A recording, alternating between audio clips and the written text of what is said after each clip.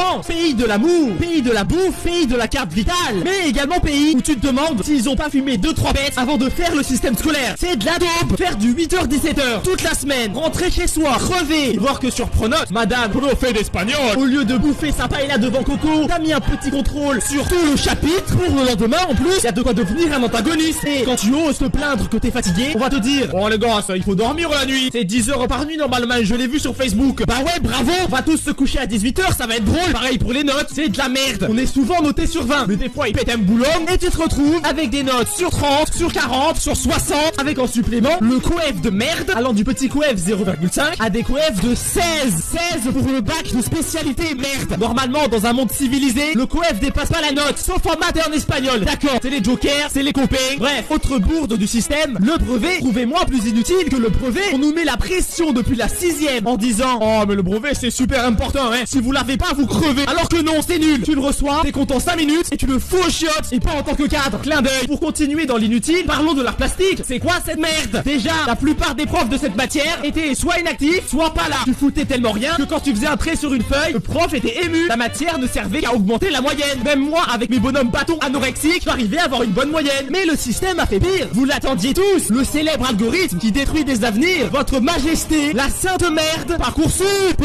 Chose rigolote, tout est dans le titre. Parcoursup supprime ton parcours scolaire. Il nous nargue en plus pour prouver une nouvelle fois que c'est de la grosse merde. Une meuf a envoyé sur Parcoursup une recette de cuisine à la place d'une lettre de motivation. Et elle a été acceptée dans une école. Y a un petit problème là, non? Il fallait me le dire que pour rentrer chez Google, il suffisait de faire un pomme bœuf bourguignon avec ses 40 fondant. Bref, j'ai aussi envie de râler sur la cantine, car c'est une vraie merde. Déjà, c'est pas bon, je vous apprends rien, mais s'il vous plaît, faites un effort sur le pain, merde. C'est de l'obsidienne le truc. C'est un parpaing. Tu peux faire ton CAP maçonnerie avec, ou jouer à la pétanque avec les collègues.